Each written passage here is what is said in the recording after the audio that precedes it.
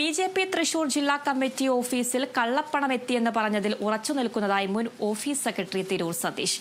കൺമുന്നിൽ കണ്ട കാര്യങ്ങളാണ് പൊതുസമൂഹത്തെ അറിയിച്ചത്. മൊഴിപ്രകാരം പോലീസ് അന്വേഷണം നടത്തിയാൽ ബി.ജെ.പി. സംസ്ഥാന അധ്യക്ഷന്റെയും ജില്ലാ അധ്യക്ഷൻ പങ്കു പുറത്തുവരുമെന്നും സതീഷ് മാധ്യമങ്ങളോട് പറഞ്ഞു.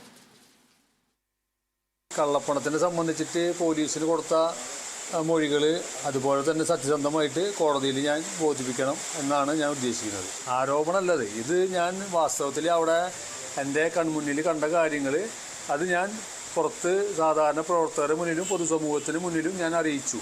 കള്ളപ്പണം കൊണ്ടുവന്നു. ആ കൊണ്ടുവന്ന പണം രാജ്യദ്രോഹ കുറ്റം ചെയ്തത് പാർട്ടിയുടെ ജില്ലാ ഓഫീസിൽ വെച്ചിട്ടാണ്. എന്നിട്ട് ആ പാർട്ടിയുടെ ഈ കള്ളപ്പണം കൈകാര്യം ചെയ്ത ആളുകൾ പാർട്ടിയുടെ ഇപ്പോഴും ജില്ലാ നേതാക്കന്മാരായിട്ട് നടക്കുക. രാജ്യദ്രോഹം കുറ്റം ചെയ്ത ആളുകൾ തന്നെയാണ് ഇപ്പോൾ ഈ ചുമതലയിലിരിക്കുന്നത്. അതിനെല്ലാ രീതിയിലും ഇതിനെ മറുപടി പറഞ്ഞിട്ട് വേണം ഇതിനെ കൗണ്ടർ ചെയ്യണമെങ്കിൽ. മൗനം പാലിച്ചുകൊണ്ട് സത്യം പുറത്തു വരാതിരിക്കില്ലല്ലോ.